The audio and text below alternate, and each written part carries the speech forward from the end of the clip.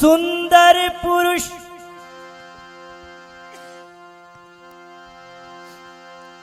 उई छ सतगुरु जय को मन छा साफ। सुंदर नारी उई छ सतगुरु जय घट बसी रे आप।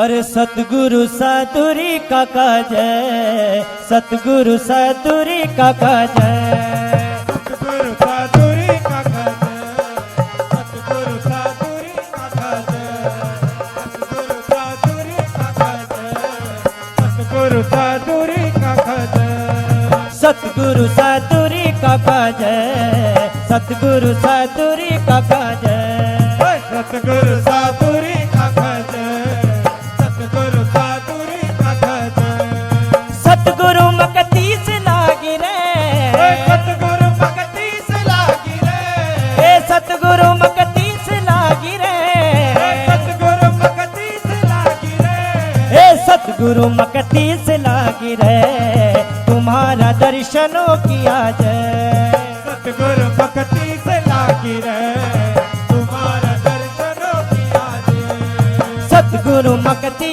से लागी रे, तुम्हारा दर्शनों किया, दर्शनों किया जय, सतगुरु सातुरी काका जय, सतगुरु सातुरी काका जय, सतगुरु सातुरी काका जय, सतगुरु सातुरी काका जय, सतगुरु घोड़े की कमरा, सतगुरु घोड़े की कमरा, सतगुरु घोड़े की कमरा, सतगुरु घोड़े की कमरा, तुम्हारे नी दूर देश माँ, तुम्हारा नी दूर देश माँ, तुम्हारे नी दूर देश माँ, तुम्हारा नी दूर देश माँ, तुम्हारे नी दूर देश माँ, मैं बसी रहे बदरपुर,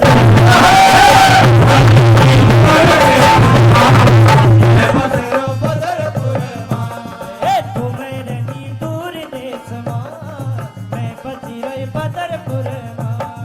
तुम्हारा नी दूर देश माँ, मैं बसरो बदरपुर माँ, अरे सतगुरु सातुरी काका जय, सतगुरु सातुरी काका जय, सतगुरु सातुरी काका जय, सतगुरु सातुरी काका जय,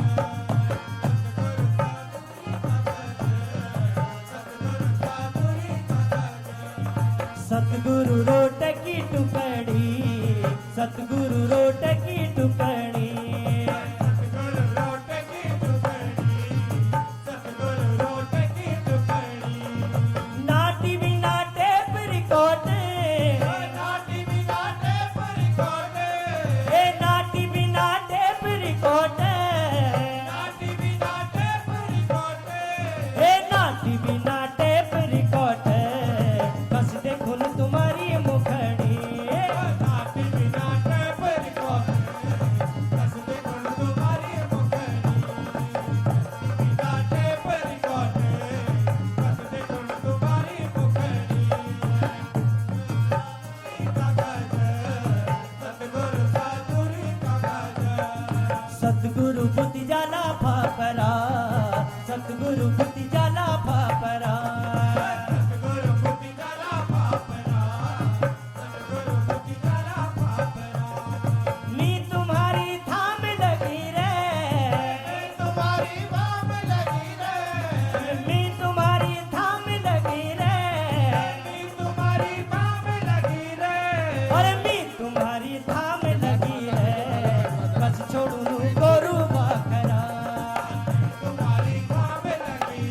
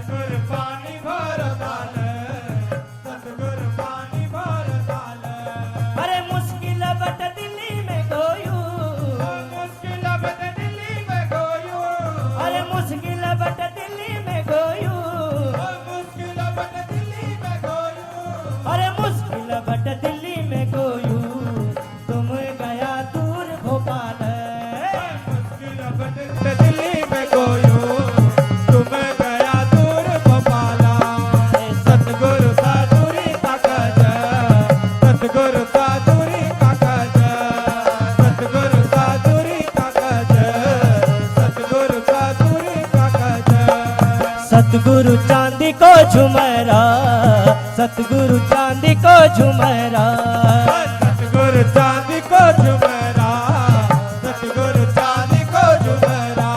हे तुम्हारा नौ जपी जपी बेरा, तुम्हारा नौ जपी जपी बेरा, हे तुम्हारा नौ जपी जपी बेरा, तुम्हारा नौ जपी जपी बेरा, हे तुम्हारा नौ जपी जपी बेरा, कट जालियो मेरी उमरा, तुम्हारा नौ जपी जपी बेरा, कट जालियो मेरी उमरा। तुम्हारा नौ जपी जपी बेरा, कट जालियो मेरी उमरा।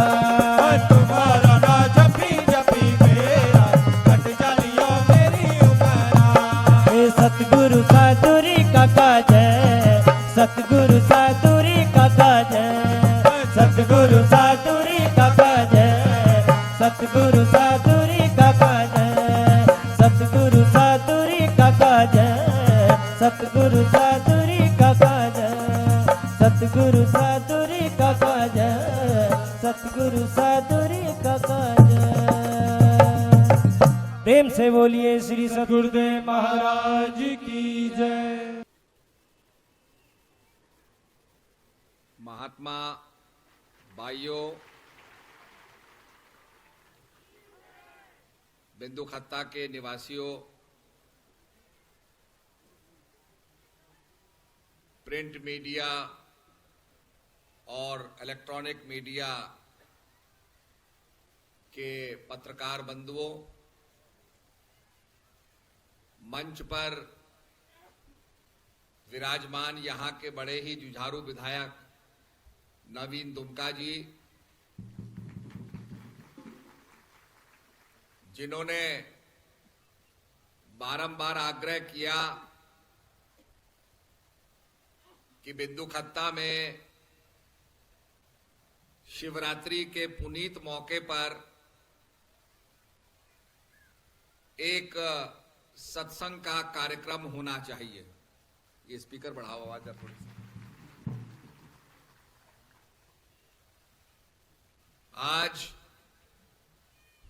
ये सुअवसर हमको मिला हुआ है।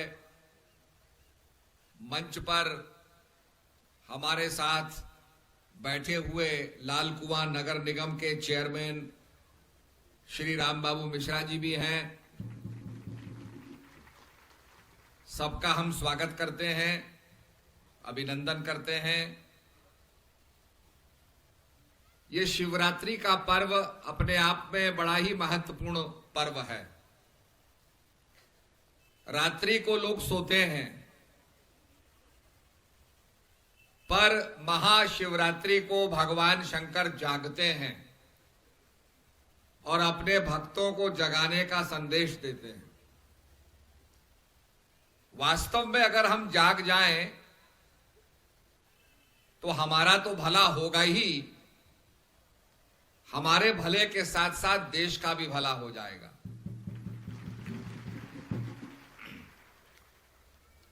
मैं अभी छत्तीसगढ़ से आ रहा हूं, जहां पर शबरी नारायण का मंदिर है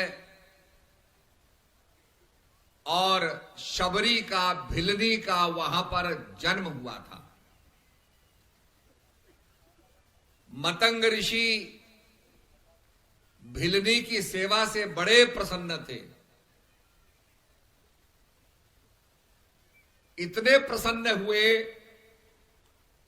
उनका हृदय गदगद हो गया और वह भिलनी से कहते हैं कि भिलनी,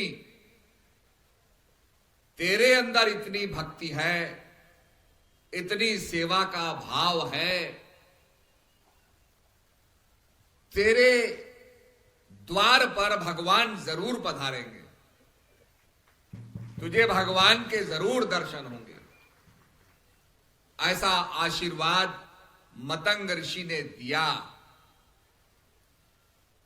भिलनी कृतकृत हो गई कि भगवान के दर्शन होंगे। आप सभी लोग जानते हैं कि जब महाराज जी का कार्यक्रम मिलता है तो आश्रम की सफाई हो जाती है, शुरू हो जाती है कि भाई महाराज जी आ रहे हैं, आश्रम को साफ करो, जो कुछ टूटा फूटा है उसको ठीक करो, और बड़े लंबे अरसे से जो चीज बनी हुई नहीं रहती है, अधूरी पड़ी हुई रहती है, वो महाराज जी के आगमन से पहले बनकर के तैयार हो जाती है।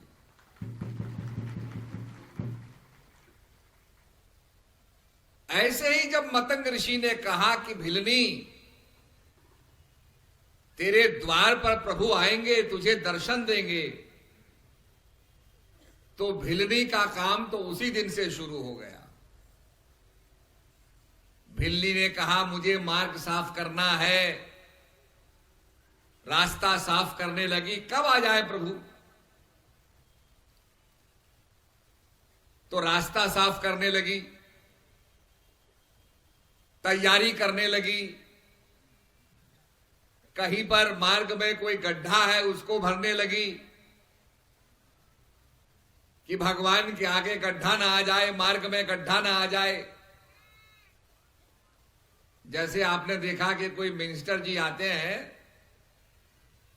तो सारी सड़कें व्यवस्थित हो जाती हैं,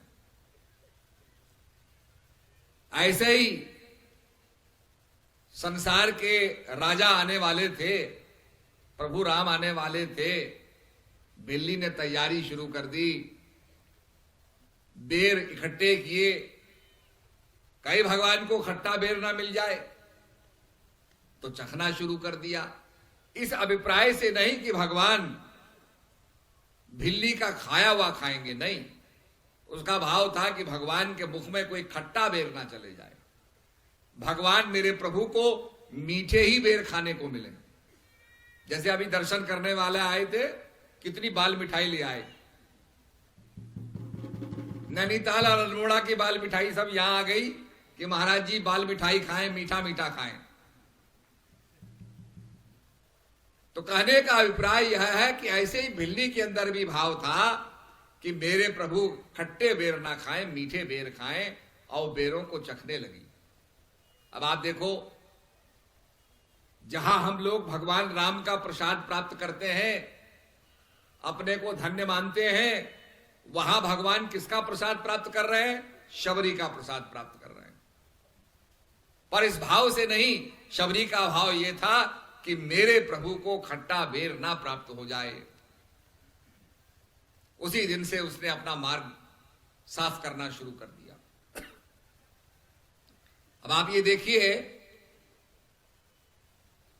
कि भिल्ली साफ सफाई करती थी, तैयारी करती थी, जो फूल वूल है उनको ठीक करती थी। भगवान कभी भी आ सकते हैं। अगर ये भाव हमारे समाज में, हमारे जीवन में भी आ जाए कि प्रभु भी हमारे घर पधार सकते हैं, तो हम अपनी गलियों में कभी भी कूड़ा नहीं रखेंगे। हमारे प्रधानमंत्री माननीय मोदी जी जो स्वच्छ भारत का अभियान चला रहे हैं, ये बहुत जल्दी सार्थक हो जाएगा, सफल हो जाएगा। हम सब साफ सफाई करेंगे कि भाई इस मार्ग से महापुरुष जाने वाले हैं, इस मार्ग को गंदा मत करो। इस मार्ग से हमारे संत महात्मा जाने वाले हैं, इस मार्ग को गंदा मत करो। ये हमारी भारत माता है, इसकी जमीन गंदी नहीं होनी चाहिए। भाइयों, हम लोगों को अगर टिकट मिलता है और हम सिंगापुर जाते हैं, तो जो हमारा ट्रैवल एजेंट होता है वो एक बात कहता है, भैया सिंगापुर जा रहे हो, जरा ध्यान रखना, अगर वहां कूड़ा फेंकोगे तो $5 फाइन लगता है। तो $5 को हम कैलकुलेट करते हैं, भाई डॉलर कितने का हुआ, तब लगाते हैं 300 रुपए का फाइन हो गया। भैया कूड़ा मत फेंकना। सब एक दूसरे को कहते हैं भाई कूड़ा मत फेंकना, चाहे जेब में डालना पड़े। हमारे एक जानने वाले सज्जन थे, तो जब उनकी पत्नी आई बाहर से घूम करके, दोनों आए, पति पत्नी आए, तो सबसे पहला काम पत्नी ने अपना पर्स खोला और कूड़ा निकाला उसमें से। भारत के अंदर सबसे पहले कूड़ा डाला कि मैं कूड़ा बटोरती बटोरती आ रही हूं। तो हम जो भारत के अंदर गंदगी फैलाते हैं, अगर हम सिंगापुर चले जाएं और हमको यह भय हो कि भाई $5 फाइन लगेंगे, तो हम कूड़े को कूड़े के डब्बे में डालते हैं। अगर हम वहां सफाई रख सकते हैं तो अपनी भारत माता की सफाई हम क्यों नहीं रख सकते। ये वो धरती है, भारत माता की धरती, जिस पर भगवान राम ने वन गमन किया। भगवान राम आए, भगवान कृष्ण आए, महापुरुष आए, गुरु नानक देव जी आए, महावीर स्वामी जी पैदल चले, महात्मा बुद्ध ने देशाटन किया। ऐसी पवित्र भूमि है, तो कूड़े को कूड़े की जगह डालें, ये तो ज्ञानी लोग कर सकते हैं ना। तो भारत की सफाई तो स्वतः होगी। एक वर्क कल्चर डेवलप,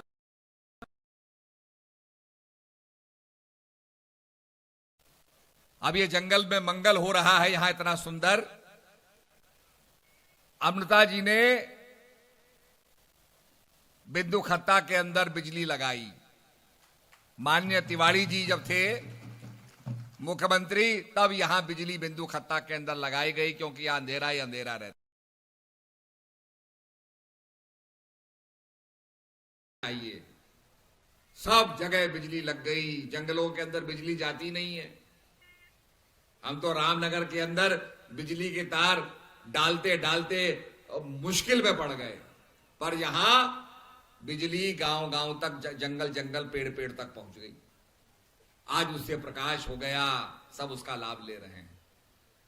तो जो अच्छा काम करते हैं उसका लाभ सबको मिलता है। आज मुझे महात्मा परमानंद जी का स्मरण आ रहा है, जो इस आश्रम को देखते थे। आश्रम स्थापित किया, आज इतने लोग यहां पर एकत्रित हैं। तो जो भी आदमी अच्छा काम करता है उसका निश्चित रूप में फल मिलता है।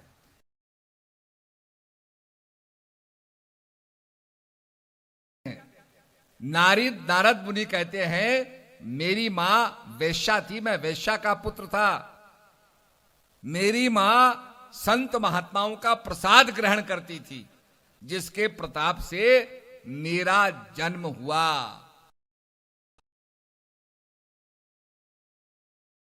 भगवान मुझसे वार्तालाप करने लगे।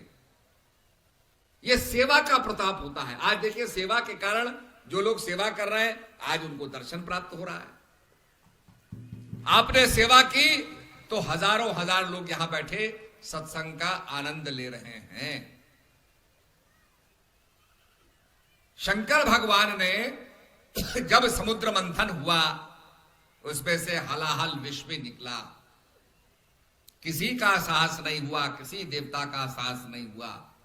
सबने शंकर जी की आराधना की कि प्रभु, इस जहर को आप ही रोक सकते हैं। इसका दुष्प्रभाव जैसे वायरल होता है,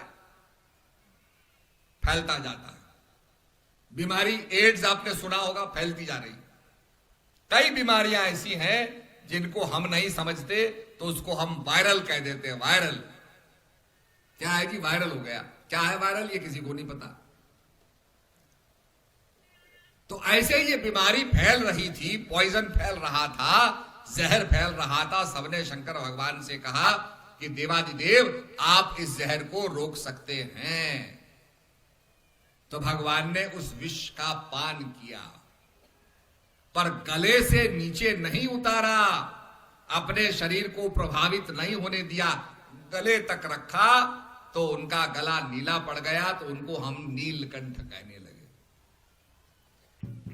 पर सज्जनों, ये विषपान तो आपको भी करना पड़ता है। अगर घर के मुखिया हो, घर के अंदर हो, तो कभी कभी कड़वे घूंट तो आपको भी पीने पड़ेंगे। पर ऐसा करना कि गले से नीचे मत उतारना, अपने जीवन को प्रभावित नहीं होने देना, और विष को रोक लेना, उसके प्रभाव को रोक लेना, ताकि आपका परिवार सद्भावना में आगे बढ़ सके। सद्भावना की सबको जरूरत होती है। हमें परिवार में सद्भावना चाहिए, हमें गांव में सद्भावना चाहिए, हमें नगर में सद्भावना चाहिए, हमें अपने प्रदेश में सद्भावना चाहिए। और हमारे ऋषि क्या कहते हैं? सर्वे भवन्तु सुखिनः, सर्वे सन्तु निरामय, सर्वे भद्राणि पश्यन्तु मा कश्चित् दुर्भाग् भवेत्। हे प्रभु, सबका मंगल हो। ये कोई प्रार्थना हर व्यक्ति नहीं कर सकता। आज तो आपने देखा होगा जात बिरादरी के सम्मेलन होते हैं, जात उद्बोधक सम्मेलन होते हैं, पर हमारे ऋषियों ने जात को नहीं रखा। जात पात पूछे ना कोई, हरिका भजे सो हरिका हुई।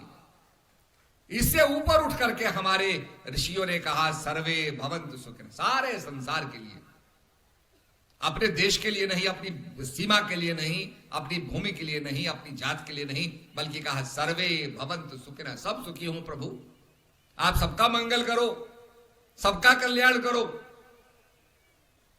ऐसी भावना तो एक जो अध्यात्म से ओत प्रोत जिसकी आत्मा हो वही कर सकता है। देखिए, कुछ लोग छां में बैठे हैं, कुछ लोग धूप में बैठे हैं।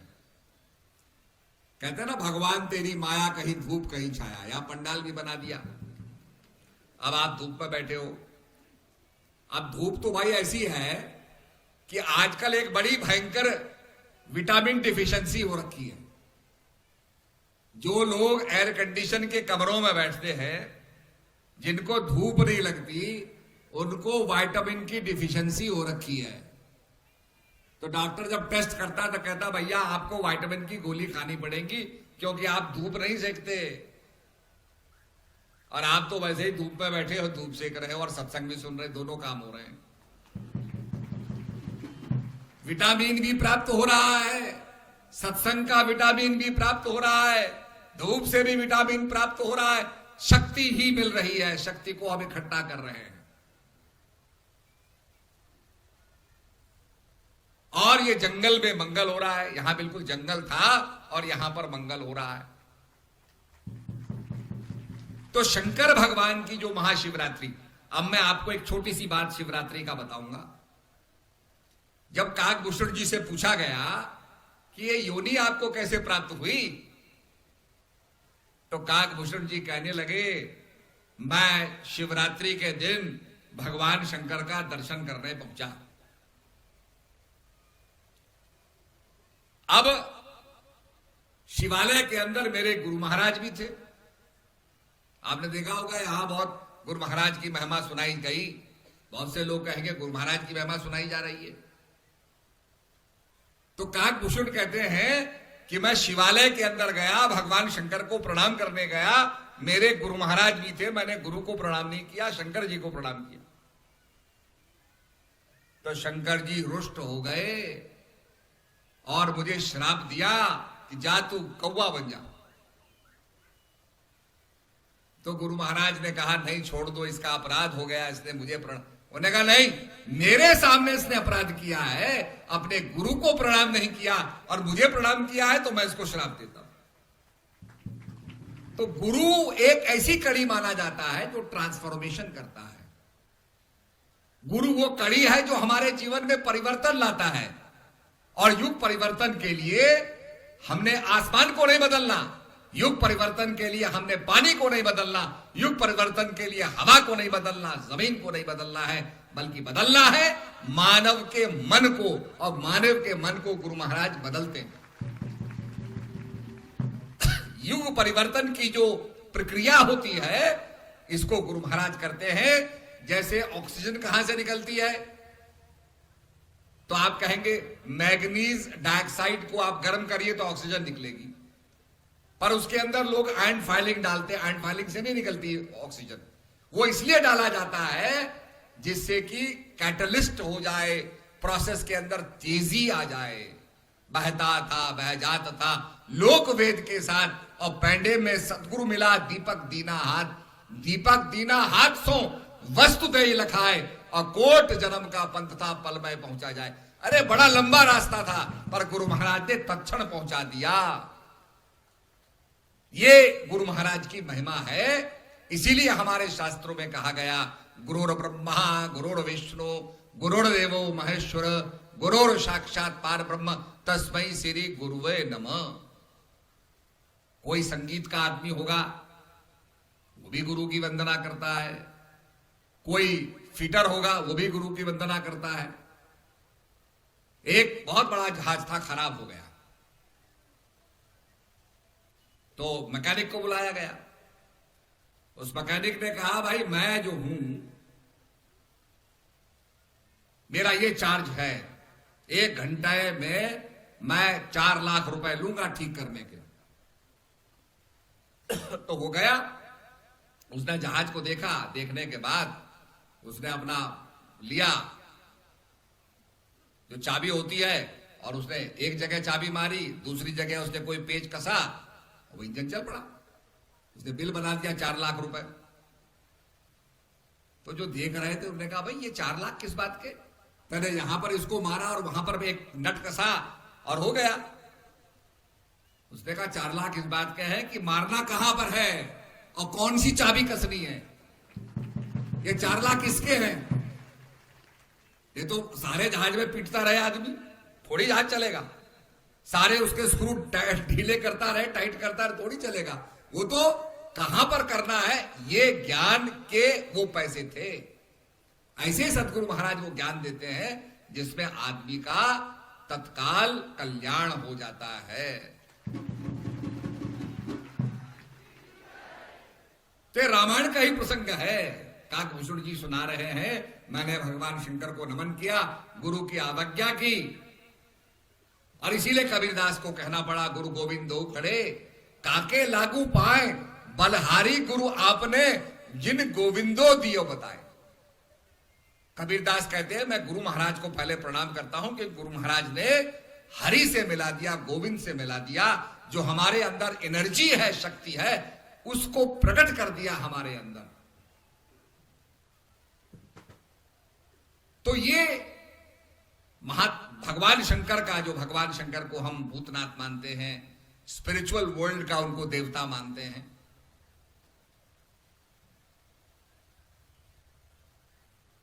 तो पूरी तरीके से अगर उसको हम देखें, अध्ययन करें, क्योंकि जब नारद जी ने कहा पार्वती से कि पार्वती, प्रभु के भगवान शंकर के गले में नाना प्रकार की ये रुंड मुंड की माला है,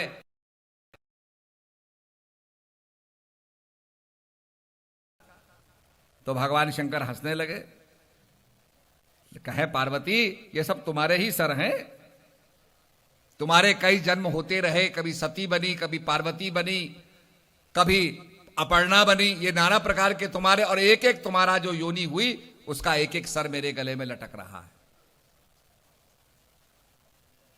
मैं अपरिवर्तित हूं, तुम परिवर्तनशील हो।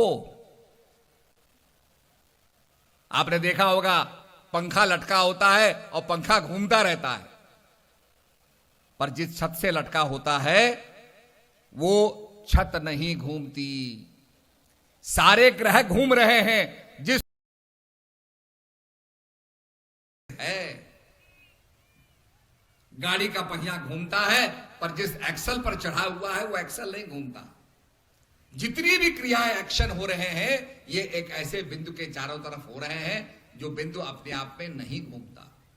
इसीलिए कबीरदास को कहना पड़ा, चलती चाकी देख के दिया कबीरा रोए, 2 चक्किन के पाट में साबुत बचाना कोई। ये जीवन और मरण की चक्की के अंदर जो आ गया वो तो पिसके ही निकलता है।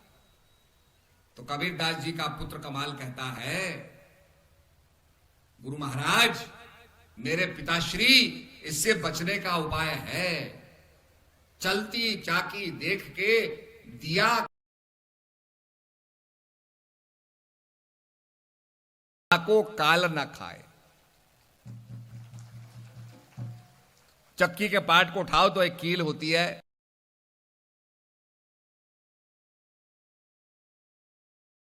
जो कील से दूर हो जाता है उतना ही उसका आटा बन जाता है। तो जो प्रभु कील है, सारे संसार को घुमा रही है, जो उससे लग गया। आप एटम को देखें, बीच में न्यूक्लियस है, न्यूक्लियस के चारों तरफ इलेक्ट्रॉन्स घूम रहे हैं, परिक्रमा कर रहे हैं। बीच में सूर्य है, सूर्य के चारों तरफ सारे ग्रह परिक्रमा कर रहे हैं। The energy that moves an atom is the energy that moves the entire universe.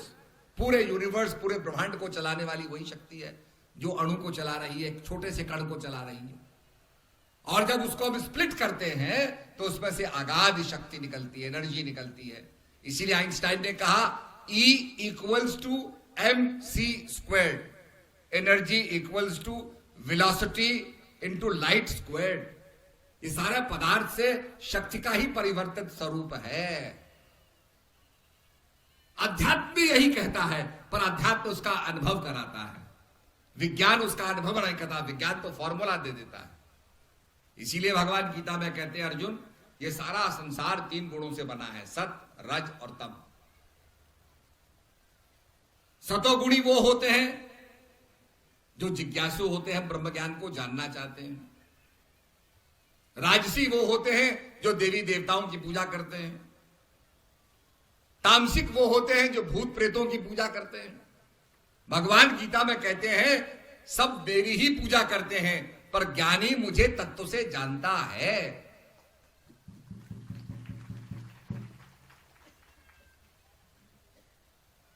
पूरी आटे से बनती है, परोठा आटे से बनता है, रोटी आटे से बनती है, सब जानते हैं। हमारे पहाड़ में ढंगोले भी बनाए जाते हैं पत्थर में, वो भी आटे से बनते हैं। पर जो ज्ञानी होता है वो आटे के मरम को जानता है। बाकी समझते हैं कि शायद पूरी अलग हो गई, परोठा अलग हो गया, रोटी अलग हो गई। उसके रूप को देख करके हम उसे अलग अलग समझते हैं, पर तत्व होता है वो एक है। आप कहीं का भी पानी लाइए, गंगा का जल ले लेंगे, थेम्स का पानी ले लेंगे, हवांग हो का पानी ले लेंगे, यमुना जी का पानी ले लेंगे। पानी के अंदर H2O, 2 एटम हाइड्रोजन के होंगे, 1 एटम ऑक्सीजन का होगा, जिससे पानी का एक मॉलिक्यूल बनता है। हर पानी के अंदर हाइड्रोजन ऑक्सीजन विद्यमान होंगे। और पानी के अंदर अगर आप बिजली प्रभावित करेंगे, इलेक्ट्रोड डालेंगे, तो एक तरफ ऑक्सीजन आएगी, एक तरफ हाइड्रोजन आएगी।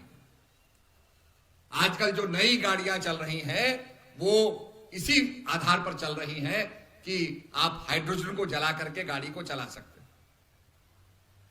हाइड्रोजन फ्यूल्ड कार्स जिन्हें कहते हैं, नई एक टेक्नोलॉजी आई है जिसके अंदर कोई प्रदूषण नहीं होता।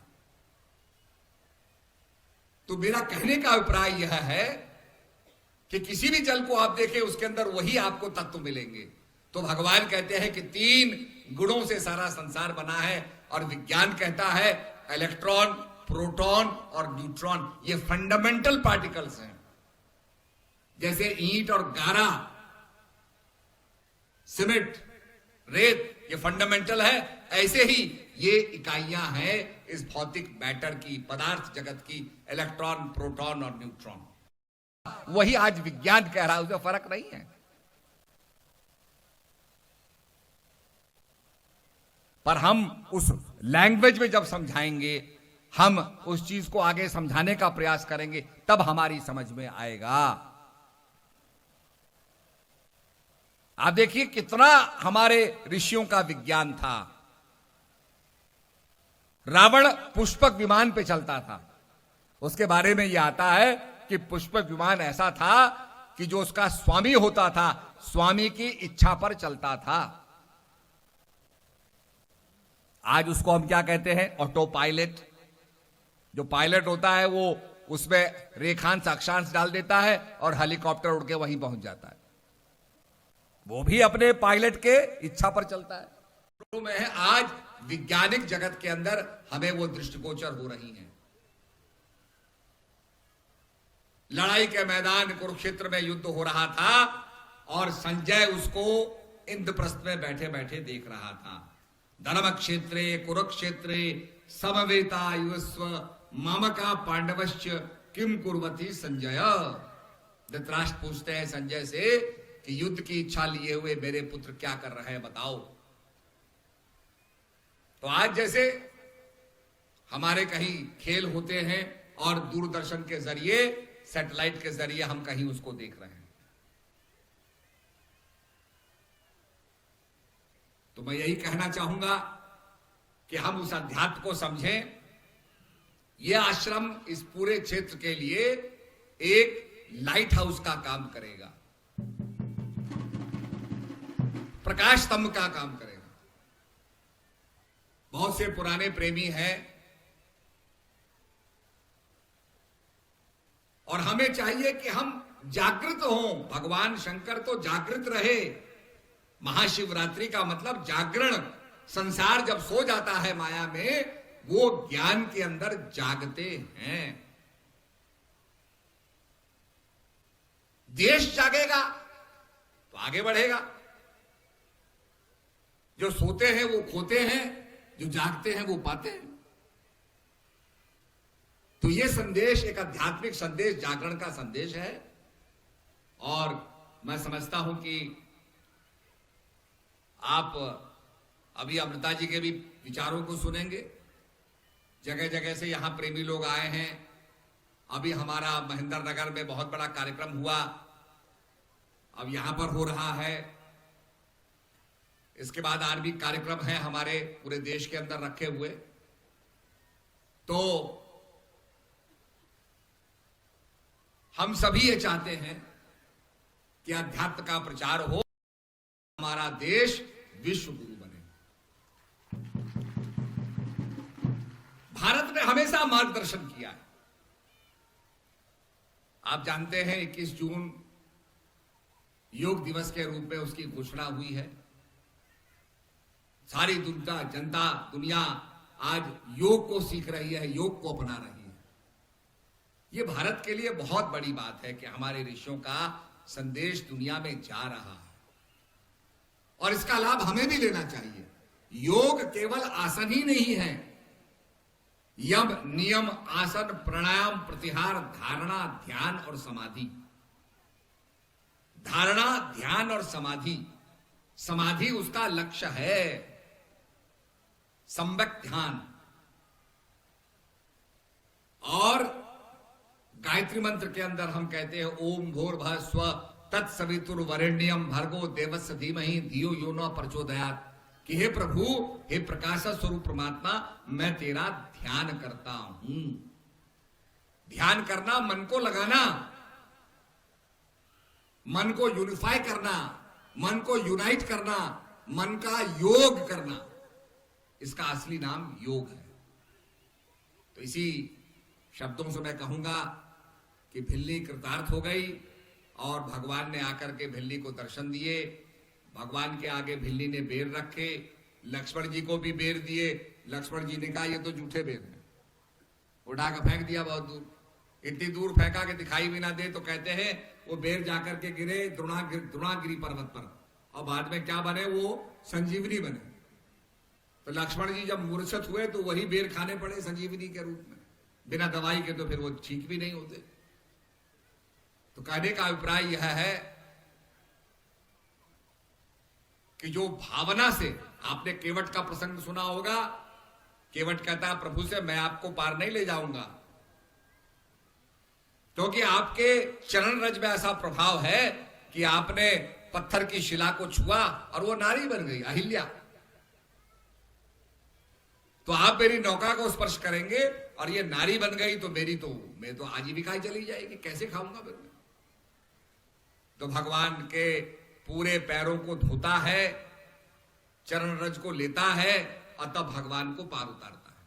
तो ऐसा प्रसंग आता है कि कछुआ बनकर के केवट सतयुग में भगवान के स्पर्श करना चाहता था, भगवान के चरण छूना चाहता था।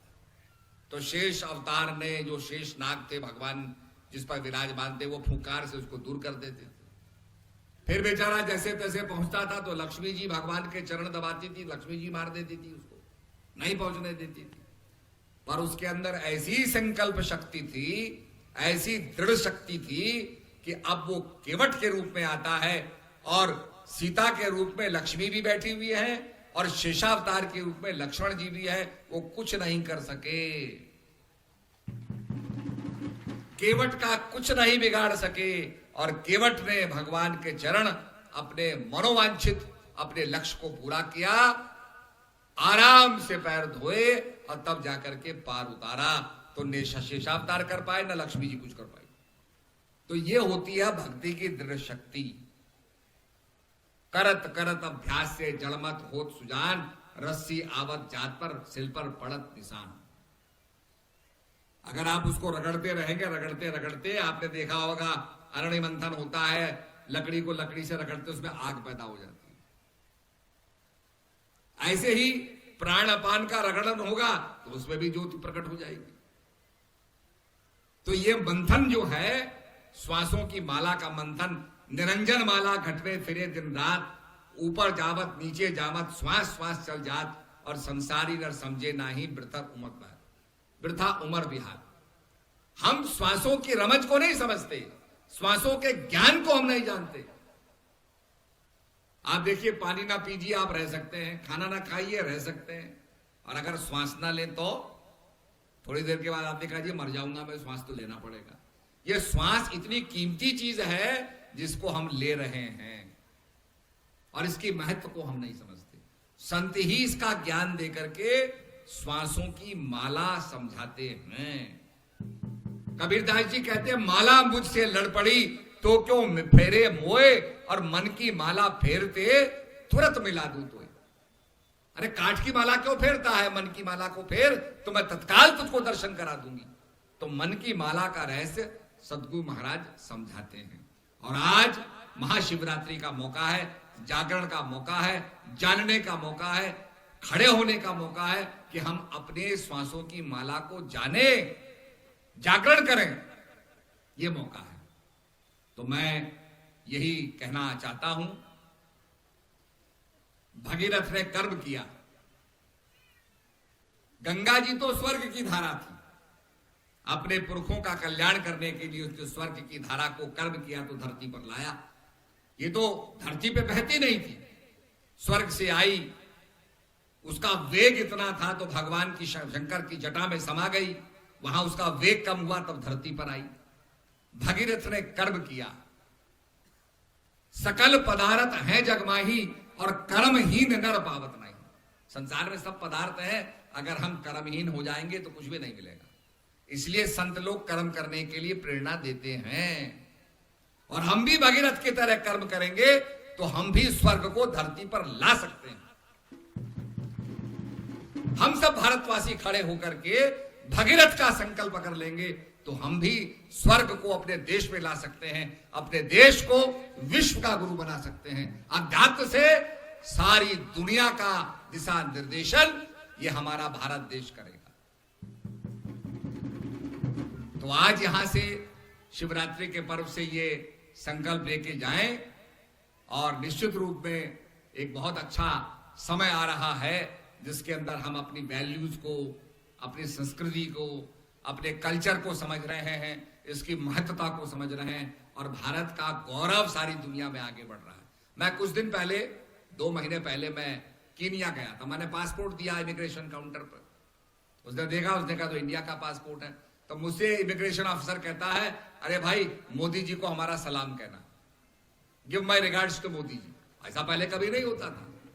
भारत का गौरव बढ़ रहा है। आज दुनिया के लीडर्स में देखिए, आपको अपने देश के प्रधानमंत्री का नाम सबसे ऊपर मिलेगा। तो यह बड़े गौरव की बात है कि भारत आगे बढ़ रहा है, और हम सब मिलकर के अगर संकल्प लेंगे तो भारत और आगे बढ़ेगा और दुनिया का मार्गदर्शन करेगा, विश्व गुरु बनेगा। इन्हीं शब्दों के साथ सबको मेरा दुआ आशीर्वाद। हरि ओम तत्सत।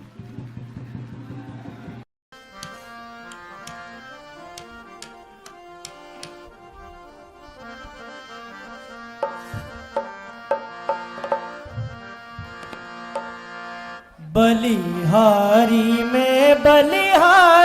में गुरु चरण कमल परवारी में, बलिहारी में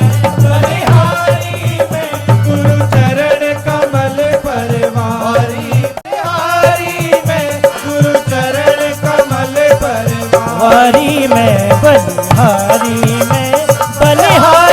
में गुरु चरण कमल परवारी में, बलिहारी में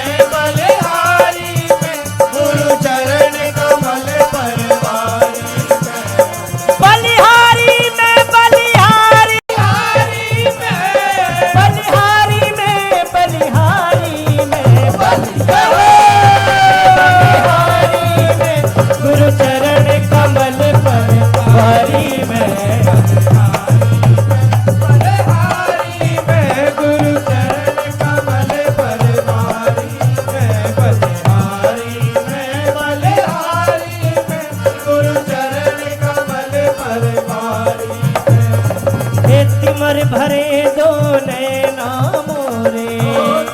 भरे दो नैना मोरे, जहु दिस छाए घोर अंधेरे, जाओ जिस छाए घोर अंधेरे, सतगुरु अंजन भर भर गेरे, सतगुरु अंजन भर भर के, सतगुरु अंजन भर भर गेरे, सतगुरु अंजन भर भर के, निर्मल नजर उबारी में बलिहारी में, बलिहारी में, बलिहारी में, गुरु चरण कमल परवारी में, बलिहारी में, बलिहारी में, गुरु चरण कमल परवारी में, बलिहारी में, बलिहारी में, गुरु चरण कमल परवारी में, बलिहारी में, बलिहारी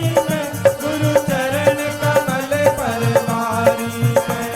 हे मैं परदेसन राह भुलानी, मैं परदेसन राह भुलानी, बन जंगल में फिरूं ही रानी, बन जंगल में फिरो ही रानी, सतगुरु मिलिया रह बर जानी, सतगुरु मिलिया रहबर जानी, सतगुरु मिलिया रहबर जानी, सीधे मार्ग डारी में, बलिहारी में, गुरु चरण कमल परवारी में, बलिहारी में, बलिहारी में, गुरु चरण कमल परवारी में, बलिहारी में, बलिहारी में, गुरु चरण कमल परवारी में, बलिहारी में, बलिहारी में, बलिहारी में, बलिहारी में, बलिहारी में, बलिहारी में,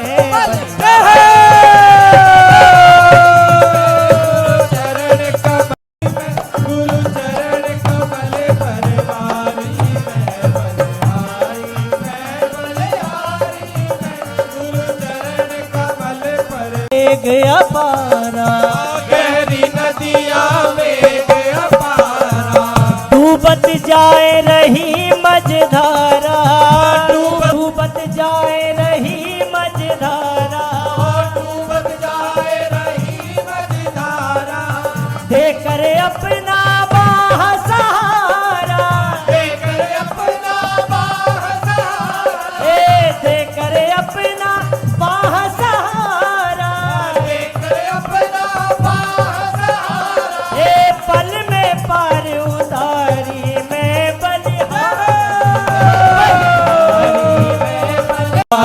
में, बलिहारी में, बलिहारी में, गुरु चरण कमल परवारी में, बलिहारी में, बलिहारी में, गुरु चरण कमल परवारी में,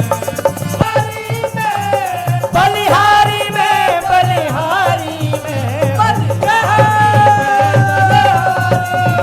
गुरु चरण कमल परवारी में, बलिहारी में, बलिहारी में, गुरु चरण कमल परवारी में, हे दुस्तर माया जाल बिछाई, दुष्कर माया जाल बिछाई, सतगुरु मेरे बंध छुड़ाई, सतगुरु मेरे बंद छुड़ाई, हे सतगुरु मेरे बंध छुड़ाई, सतगुरु मेरे बंद छुड़ाई, ब्रह्मानंद स्वरूप समाई, ब्रह्मानंद स्वरूप समाई, हे ब्रह्मानंद स्वरूप समाई, ब्रह्मानंद स्वरूप समाई,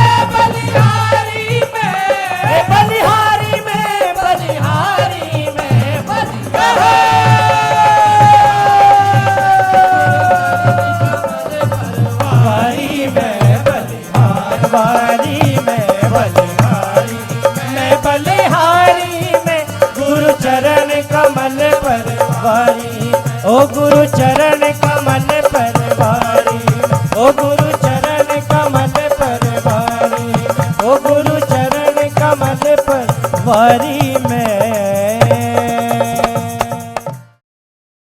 जो डॉक्टर हम जोशी जी ने लिखा है, इन्होंने पूरे उत्तराखंड में पलायन से संबंधित लेकर अध्यात्म से संबंध और श्री गुरु महाराज जी के जो चरणों में आने से उनका जो आत्मा का विकास हुआ, संसार का भला हुआ, इसके उपलक्ष्य में एक उत्तराखंडी की आत्मकथा का पुस्तक का विमोचन श्री गुरु महाराज जी के जो कर कमलों द्वारा किया जा रहा है। आप लोग ताली बजा करके मानवंदन करेंगे, स्वागत करेंगे। इसके साथ साथ ही हमारी संस्था ने एक कुमाऊनी भाषा में पुस्तक जो निकाली है, आपू को जानो और आपू को पहचानो, आपू को जानो और आपू को पहचानो, कुमाऊनी भाषा में भी एक पुस्तक जो संस्था ने निकाली है। जो कुमाऊनी भाषा का पुस्तक यहाँ पर स्टॉल पे उपलब्ध है। आप लोग हमारे स्टॉल से कुमाऊनी भाषा के संस्था का पुस्तक प्राप्त कर सकते हैं। आपू को जानो, आपू के पहचानो, और एक उत्तराखंड की आत्मकथा पुस्तक हमारे डॉक्टर श्री जो पीसी जोशी जी ने जो लिखा है, और वो जो महाराज जी, और 2 शब्द आपके बीच में वो रख रहे हैं जो अभिनंदन पत्र महाराज जी के लिए बनाया गया है।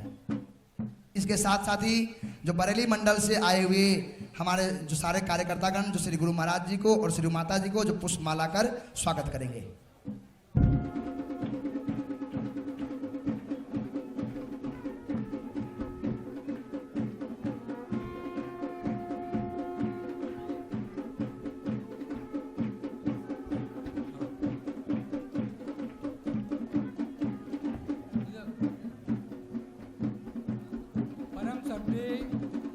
संग्रहणी पूज्य सद्गुरु के साथ मैं आपका एक अकिंचन प्रेमी विनम्र हृदय से अपनी श्रद्धा सुमन के साथ आपका हार्दिक अभिनंदन करता हूं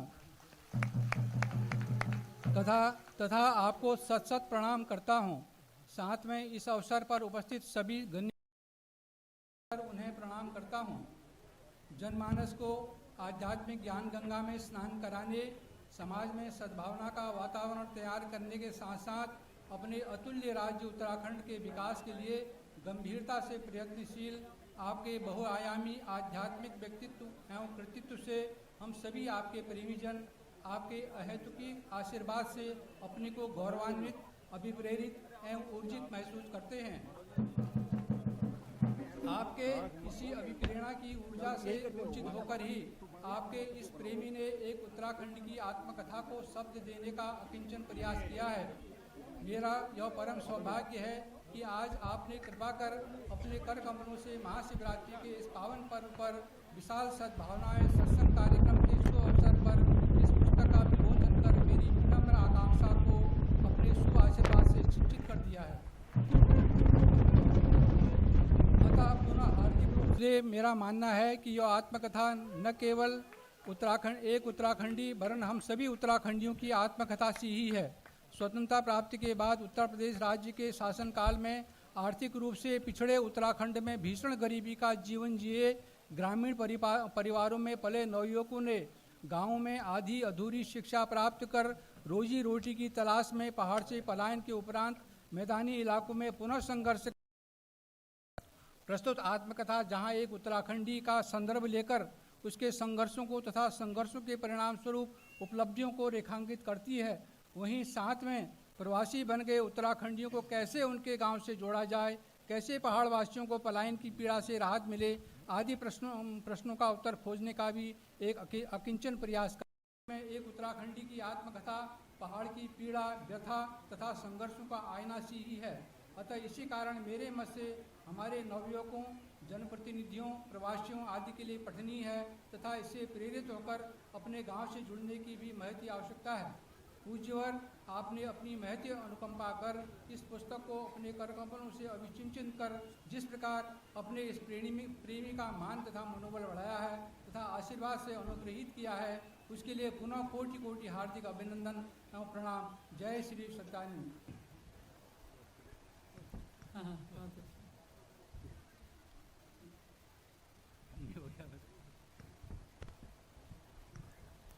प्रेमी सज्जनों,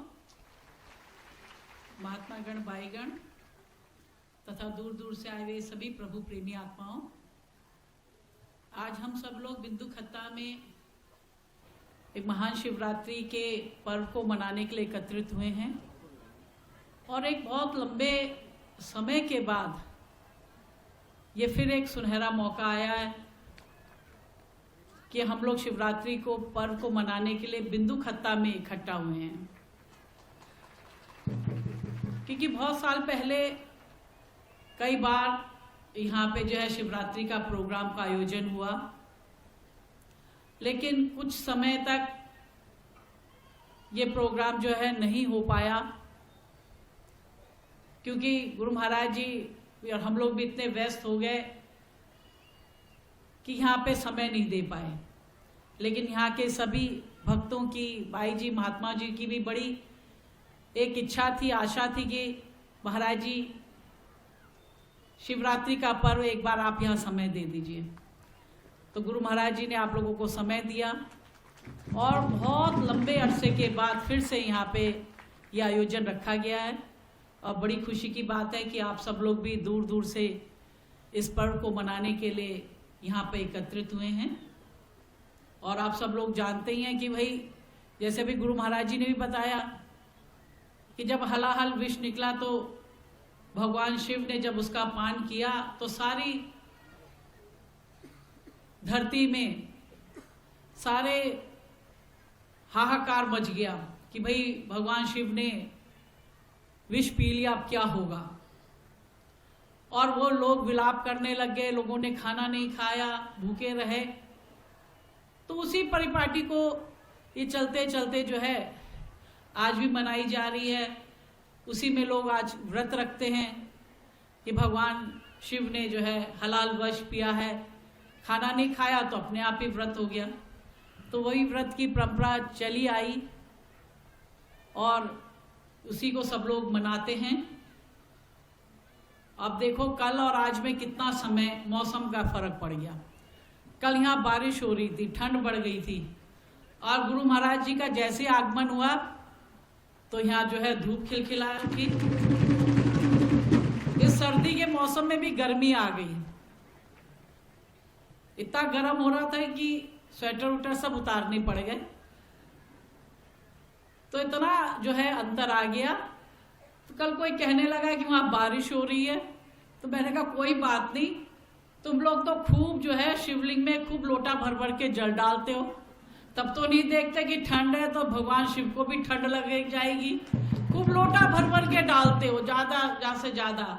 तो भगवान शिव ने भी कहा जैसे तुम मुझे ठंड के दिनों में लोटा डाल रहे हो, पानी डाल रहे हो, दूध डाल रहे हो, चलो मैं भी अपने भक्तों पे जो है बारिश करता हूं, उनको भी भिगोता हूं, तब पता चलेगा कितनी ठंड लगती है जाड़े के समय में पानी डालोगे तो देखो कल जो है, कल कहने लगे बहुत ठंड थी क्योंकि बारिश हो गई। तो बारिश होगी सर्दी के दिनों में तो ठंड लगेगी। लेकिन आज मौसम बदल गया, कितना अच्छा मौसम हो गया। तो गुरु महाराज जी का जहां भी चरण पड़ते हैं तो सारी प्रकृति स्वयं ही बदल जाती है। और ये एक बार नहीं, हम अनेकों बार अनेकों प्रोग्रामों में हमें देखने को मिलती है। तो हम लोग शिवरात्रि के पर्व को मनाने के लिए आए हैं, और शिवरात्रि का पर्व जब मना रहे हैं तो मुझे भगवान शिव और पार्वती की वो कथा याद आ रही है कि कैसे जो है जब एक बार शिव और पार्वती अपनी नंदी के साथ, बैल के साथ जा रहे थे, तो तीनों पैदल चल रहे थे। तो थोड़ी दूर में कुछ लोग थे खड़े हुए, कहने लगे अरे देखो कैसे मूर्ख लोग हैं, ये जो दोनों दंपति हैं ये पैदल चल रहे हैं और साथ में बैल चल रहा है, वो खाली बैल चल रहा है, ये नहीं कि उसमें बैठ जाएं। शंकर पार्वती बात सुनती है तो शंकर जी कहते हैं कि पार्वती तुम बैठ जाओ बैल के ऊपर। तो पार्वती कहती नहीं आप बैठ जाइए। तो नहीं, शंकर जी कहते नहीं तुम बैठ जाओ। तो पार्वती जी शंकर का कहा मान के जब बैल पे बैठ जाती है तो थोड़ी दूर चलते हैं आगे, तो फिर कुछ लोग चौराहे में इकट्ठा हो रखे होते हैं। तो फिर वो कहते कि अरे देखो ये कैसी पत्नी है, पति तो पैदल चल रहा और खुद अपने ठाठ से बैल में बैठी हुई है। फिर शंकर पार्वती बात सुनते तो पार्वती उतर जाती बैल से, कहती नहीं शिव जी आप बैठ जाइए। अब शिव जी बैठ जाते बैल के ऊपर। फिर आगे चल के कुछ लोग फिर इकट्ठा होते हैं। फिर वो लोग कहते हैं कि अरे देखो कैसा पति है, ये तो बड़ा ही निर्दयी पति है। पत्नी बिचारी जो है एक महिला होके नीचे पैदल चल रही है अब पति देखो कितना तंदुरुस्त है और कितना हष्ट पुष्ट है और फिर भी बैल के ऊपर बैठा हुआ है। फिर जो शंकर पार्वती सुनते हैं तो फिर कहते हैं कि अरे ये भी भाई ठीक नहीं, शंकर जी भी उतर जाते हैं। अब जो है कहते हैं कि ऐसा करते हैं हम दोनों उस पर बैठ जाते हैं। तो शंकर पार्वती दोनों जब बैठ जाते हैं फिर आगे जाते हैं तो फिर लोग इकट्ठा होते हैं। फिर वो लोग कहते हैं कि देखो कितने ये निर्दयी दंपति हैं, एक बैल के ऊपर जो बेचारा बोल नहीं सकता, मूक है, कुछ कह नहीं सकता, तो देखो कितनी निर्दयता इनके हृदय के अंदर है कि दोनों, एक भी नहीं, दोनों पति पत्नी इसके ऊपर बैठे हुए। तो जो शंकर पार्वती दोनों उतर जाते, कहते शंकर जी कहते पार्वती ये तो जो है ये समाज है, ये समाज जो है किसी भी तरह से जीने ही नहीं देगा, हर बात में जो है कुछ ना कुछ जो है नुक्ताचीनी निकालेगा। तो पता तो इस युग की बात थी, लेकिन आज इस कलिकाल में भी हमें देखने को मिलता है। आप समाज में कुछ भी कर लीजिए लेकिन जो है समाज आपको छोड़ेगा नहीं और कुछ ना कुछ नुक्ताचीनी निकालता ही रहेगा, क्योंकि व्यक्ति के अंदर, उसके हृदय में जो है इतनी नेगेटिविटी बढ़ गई है कि वो पॉजिटिविटी को तो समझता ही नहीं है, ना उसको समझना चाहता ही है। कोई अच्छा काम करेगा तो उस काम के लिए कभी कोई उसकी तारीफ नहीं करेगा कि आपने इतना अच्छा काम किया, उसमें भी ढूंढेगा कि इसमें क्या हम नुक्ताचीनी निकाल दें, क्या हम कर दें जिसमें कि ये जो है ये अच्छा काम भी बिगड़ जाए या इसको जो है वाहवाही ना मिले, इसमें जो है चाहे वो कोई भी हो, हम समाज में देखते हैं तो इतनी जो है नेगेटिविटी बढ़ गई है, क्योंकि हम समाज में जो है, हम समाज से अच्छी चीजों को तो ग्रहण नहीं कर रहे, समाज की अच्छाइयों को तो हम ग्रहण नहीं कर रहे, लेकिन समाज की बुराइयों को हम तुरंत जो है ग्रहण कर लेते हैं। लेकिन जो ज्ञानी जीव होता है, जब उसे ज्ञान प्राप्त होता है तो ज्ञान के द्वारा उसके अंदर इतनी शक्ति आ जाती, इतनी धैर्यता आ जाती है कि वो सारी जो है समाज की जितनी नेगेटिविटी है उसको ग्रहण नहीं करता है, और जो समाज भी जो उसके बारे में कहता है उसको भी वो नहीं, उसके जीवन में उसका प्रभाव नहीं पड़ता। लेकिन संसारी जीव होगा वो फौरन इन बातों से ग्रसित हो जाता है, इन बातों का असर उस पर पड़ जाता है। अक्सर आप समाज में देखते होंगे, आपने सुना होगा कि अरे भाई वो आदमी डिप्रेशन में चला गया, अरे आप उसने डिप्रेशन के कारण आत्महत्या कर ली। क्यों व्यक्ति आत्महत्या करता है? आत्महत्या इसीलिए करता है कि उसके अंदर जो है जीवन से संघर्ष करने की शक्ति खत्म हो जाती है। जीवन से कैसे हम बुराइयों से लड़े, उन लड़ाई लड़ने की शक्ति उसके अंदर कम हो जाती है, उसके अंदर सहन शक्ति कम हो जाती है, उसके अंदर धैर्यता कम हो जाती है। और थोड़ी सी अगर जीवन में कोई उसके अंदर संकट आया, समस्याएं आई, तो उन संकट और समस्याओं का समाधान नहीं कर सकता और फौरन जो है इतना हताश हो जाता है और हताशा में आत्महत्या कर लेता है। लेकिन उसी दूसरी तरफ जो ज्ञानी जीव होता है, उसके जीवन में कितनी भी अगर सम परिस्थिति भी आती हैं, विषम परिस्थितियां भी आती हैं, सुख भी आते हैं, दुख भी आते हैं, किसके जीवन में नहीं आए? अगर हम इस धराधाम में आए हैं तो आप किसी को ये नहीं कह सकते कि उसका जीवन हमेशा सुखमय रहा या उसके जीवन में कठिनाइयां नहीं आई।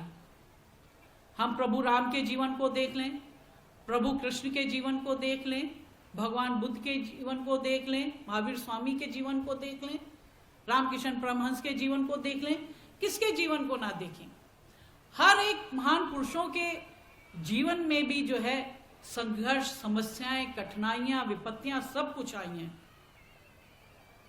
लेकिन यही तो दोनों में क्या एक दूसरे को जुदा करती है, संसारी जीव को और एक महान पुरुष को? यही बातें तो एक दूसरे को बदलती हैं, बताती हैं, जुदा करती हैं कि जो महान पुरुष होते हैं, महान आत्माएं होती हैं, जो ज्ञानी जीव होते हैं, वो संसार में कितनी भी उनके जीवन में संघर्ष आए, कितनी विपत्तियां आए, कितनी समस्याएं आए, लेकिन वो विपत्तियों और समस्याओं से, संघर्ष से घबराते नहीं हैं, बल्कि उन विपत्तियों का, संघर्षों का डट कर सामना करते हैं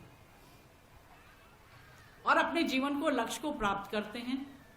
भगवान राम, जिनका आप सब लोग जानते हैं, जहां स्वयंवर होने वाला था और स्वयंवर ना होके उनको वनवास मिल जाता है। कहां उन्होंने राजा बनना था अयोध्या का और कहां 14 वर्ष का वनवास, और 14 वर्ष तक वन में भटकते भटकते कितना संघर्ष किया, कितनी कठिनाइयों का सामना किया, कितने राक्षसों का वध किया, वो आप सब लोग जानते हैं। लेकिन उन समस्याओं से, उनसे विपत्तियों से हारे नहीं, बल्कि डटकर मुकाबला किया और अंत में उन सारी विपत्तियों को दूर करके 14 वर्ष के पश्चात अपनी अयोध्या में वापस लौटे। भगवान श्री कृष्ण के जन्म का देखो, जेल में तो जन्म होता है, और जहां जन्म हुआ तो माता पिता के पास भी नहीं पहुंच के दूसरी जगह उनका लालन पालन हुआ। छोटे से उम्र में ही अनेक राक्षसियों को, पूतना को, सबका उनका वध किया। तो कितने उन्होंने जो है अपने जीवन में उन्होंने संघर्ष किया। लेकिन आज हम देखते हैं कि एक जीव के जीवन में थोड़ी सी समस्या आ जाती है, या बिजनेस नहीं चला, पद नहीं मिला, यश नहीं मिला, धन नहीं मिला, तो उसी में जो है डिप्रेशन में चला जाता है, उसी में आत्महत्या कर लेता है। तो यही जो है, जो ज्ञानी जीव होता है इन बातों को भली भांति समझता है, और अज्ञानी इन जीवों को, इन बातों को नहीं समझता। इसलिए जो हमें ज्ञान प्राप्त होता है, उस ज्ञान के द्वारा हमारे अंदर इतनी शक्ति हो जाती है कि समाज चाहे हमें कितना भी कुछ बोले, लेकिन वो जीव जो है अपने अच्छे कार्यों को करता ही रहेगा, करता ही रहेगा, और तब तक वो चैन से नहीं बैठता जब तक उसको लक्ष्य की प्राप्ति नहीं हो जाती। तो इसलिए जो है ज्ञान को प्राप्त करके आप लोग भी अपने अंदर जो है उस धैर्यता को, उस सहन शक्ति को और बलशाली करें, और जीवन के जो आकर्षण है उन आकर्षणों से भी हम इतने आकर्षित ना हो। आज जो व्यक्ति हम जीव देख रहे हो क्यों इतना दुखी है, इसीलिए तो दुखी है। वो देख रहा है मेरे पास तो एक छोटी सी कार है, पड़ोसी के पास एक बहुत लंबी कार है, तो इसी में बेचारा दुखी है। एक व्यक्ति कहेगा अरे मेरे पास तो 2 कमरे का घर है, अब मेरे रिश्तेदार के यहाँ तो 6 कमरे का घर है, उसके यहाँ तो बहुत बड़ा घर है, इसी में वो दुखी है। मतलब अपने सुख से, ईश्वर ने हमें क्या दिया उससे तो सुखी नहीं है, लेकिन पड़ोसी को या रिश्तेदार को जो मिला उसके सुख को देख के ज्यादा दुखी है। तो लेकिन जब हमें ज्ञान प्राप्त हो जाता तो सारे धन दौलत, सुख, शांति, ये सब हमारे लिए एक क्या हो जाती है, क्षण भंगुर की तरह हो जाती है। वो हमारे लिए कोई अहमियत नहीं रखती, कोई महत्व नहीं रखती। ये सब बातें, संसार के भौतिक सुख, आकर्षण, ये सब बातें हमारे जीवन को प्रभावित नहीं करती। और संसारी जीव होगा इन्हीं सारी बातों से, सुख आकर्षण से आकर्षित होके इन्हीं की तरफ ललायित रहता है और यही चीज चाहता है। जो संसारी जीव होगा वो इन बातों को चाहेगा, और जो ज्ञानी होगा वो भगवान के परम पद को प्राप्त करना चाहेगा, मोक्ष की प्राप्ति करना चाहेगा। जैसे आप सब लोग सत्संग सुन रहे हैं, ऐसे भगवान बुद्ध के समय में भी जब भगवान बुद्ध सत्संग सुनाते थे तो बहुत लोग एकत्रित होते थे उनका सत्संग सुनने के लिए। तो ऐसे जब सत्संग समाप्त हुआ तो भगवान बुद्ध का जो शिष्य आनंद था, आनंद उनके पास आता, भगवान बुद्ध के पास, और कहता है हे भगवान, आप बहुत समय से मैं देख रहा हूं सत्संग सुना रहे लोगों को, लेकिन कृपया आप मुझे बताइए कि कितने लोगों को मोक्ष की प्राप्ति हुई। तो भगवान बुद्ध कहते हैं कि तुम भाई कल आना, मैं तुम्हारे जो प्रश्न का उत्तर कल दूंगा। प्रातः काल होती है, आनंद फिर भगवान बुद्ध के समीप पहुंचते और कहते हैं कि भगवान आपने मुझे आज आने के लिए कहा था कि आज जो है तुम्हारे प्रश्न का उत्तर मिलेगा, तो मैं आपके सामने आया हूं। तो भगवान बुद्ध कहते हैं, आनंद जाओ, तुम शहर में जाओ और प्रत्येक घर का दरवाजा खटखटाओ और उससे पूछो कि वो क्या चाहता है, वो व्यक्ति क्या चाहता है अपने जीवन में। तो आनंद जो है भगवान बुद्ध की आज्ञा लेके शहर में जाता है, एक बड़ा सा घर देखता है, उस घर को दरवाजा खटखटाता है तो घर से घर का स्वामी बाहर निकलता है। तो आनंद पूछता है कि उस व्यक्ति से पूछता है कि आपको किस चीज की जरूरत है। तो व्यक्ति कहता है कि मेरे पास तो बहुत धन दौलत तो है, लेकिन मेरे जीवन में कोई मेरे आगे मेरा कोई वारिस नहीं है, तो मैं चाहता हूं कि मुझे जो है मुझे वारिस मिल जाए, मेरा वंश आगे चलेगा, मेरा जो इतना बड़ा बिजनेस है वो बिजनेस उसको आगे बढ़ाएगा। फिर आनंद दूसरे दरवाजे को खटखटाता है। तो दूसरे दरवाजे से जब स्वामी बाहर निकलता है तो आनंद फिर वही प्रश्न पूछता है। तो वो व्यक्ति कहता है कि देखो, मेरे पास तो पहले मेरा बिजनेस था, लेकिन वो बिजनेस बिल्कुल घाटे में चल रहा है, फूलने लग जाए। आगे चाहता है तो फिर दरवाजा खटकाता था, तो उसका स्वामी भी कहता है कि भाई मैं तो ये पद चाहता हूं संसार में, अगर मुझे वो पद मिल जाए तो मेरे जीवन में सारी खुशियां आ जाएं। तो ऐसे प्रत्येक घर वो आनंद खटखटाता। तो हर व्यक्ति कोई धन चाहता है, कोई पद चाहता है, कोई यश चाहता है, कोई पुत्र चाहता है, कोई पुत्री चाहता है, कोई अच्छा दामाद चाहता है, कोई अच्छी बहू चाहता है। मतलब सारे शहर के दरवाजे खटखटा दिए, सब ने केवल संसार की भौतिक वस्तुओं को मांगा, किसी ने भी मोक्ष की मांग नहीं करी। आनंद वापस आता है भगवान के पास, भगवान बुद्ध के पास आता है। तो भगवान बुद्ध कहते हैं कि आनंद तुम सारे शहर में हुआ है। तो आनंद प्रभु भगवान के चरणों में लेट जाता है कि भगवान मैं सारे शहर में गया, हर व्यक्ति का दरवाजा खटखटाया, हर व्यक्ति से प्रश्न पूछा, लेकिन हर व्यक्ति ने जो है समाज की भौतिक चीजों की, धन दौलत की, पुत्र की पुत्री की, यही सारी यश की, पद की यही कामना करी। किसी एक व्यक्ति ने भी उस मोक्ष की प्राप्ति करने की मांग नहीं करी। तो भगवान बुद्ध कहते हैं कि आनंद अब तुझे अपने प्रश्न का जवाब मिल गया। जब जीव ही नहीं चाहता है कि मुझे मुक्ति मिले, मुझे मोक्ष मिले, मुझे सत्य का रास्ता मिले, मुझे ज्ञान का रास्ता मिले, तो मैं उसको कैसे प्रदान करूं। हर व्यक्ति जो है यही चाहता है, धन मिल जाए, पुत्र मिल जाए, मुझे यश मिल जाए, पद मिल जाए, मेरा बिजनेस अच्छा चले, मेरा काम अच्छा हो जाए। तो बताओ, तो ये उस समय की बात है जब कई 100 साल हो गए, जब भगवान बुद्ध का समय था, और आज इतने कई 100 वर्ष बीतने के बाद भी आज भी वही स्थिति बनी हुई है। आज भी जो लोग हैं, कोई मोक्ष की प्राप्ति करना नहीं चाहता, कोई उस सत्य को प्राप्त करना नहीं चाहता, कोई उस ज्ञान को प्राप्त करना चाहता है, कोई उस मुक्ति के मार्ग को प्राप्त नहीं करना चाहता। हर व्यक्ति को केवल संसार की भौतिक वस्तुएं ही चाहिए, और जब हम भौतिक वस्तुओं की मांग करेंगे तो हमें वही मिलेगी, और मोक्ष की प्राप्ति की मांग करेंगे तो प्रभु हमको वही देगा। और जो ये मोक्ष की प्राप्ति भी हमें तभी मिलेगी जब हमें ये मनुष्य तन मिला है। आप इस पंडाल में बैठे हैं, यहाँ बैठ के सत्संग का श्रवण कर रहे हैं, वो तभी कर रहे हैं कि जब आपको एक मनुष्य योनि मिली है। और अगर पशु योनि मिलती, पक्षी योनि मिलती, कीट पतंगों की योनि मिलती, 84 लाख योनियां हैं, वो लाखों योनियों में आप पहुंचते तो आप हर काम कर सकते हैं, अपनी भूख भी मिटा सकते हैं, अपनी प्यास भी बुझा सकते हैं, अपने वंश को भी बढ़ा सकते हैं, हर काम कर सकते हैं। लेकिन वो जो अन्य लाखों योनियां हैं, वो उस ज्ञान को नहीं प्राप्त कर सकती और अपने को मोक्ष की प्राप्ति नहीं कर सकती। लेकिन जब हमें ये मनुष्य शरीर मिला है, प्रभु परमात्मा ने हमारे ऊपर ये कृपा करी है कि हमें मनुष्य तन मिला है, 84 लाख योनियों को भोगते भोगते भोगते हमें जब ये मनुष्य तन की प्राप्ति हुई है, तब हमें ने सत्संग की प्राप्ति करी है। और सत्संग प्राप्ति के बाद हमारे मन में ये उत्कंठा जागी है कि हम भी उस ज्ञान को प्राप्त करें। और ज्ञान को प्राप्त करके हम भी ज्ञानी गुरु महाराज के पास जाएं, उनकी सेवा करें और हमारी सेवा से प्रसन्न होकर गुरु महाराज तब वो ज्ञान प्रदान करते हैं।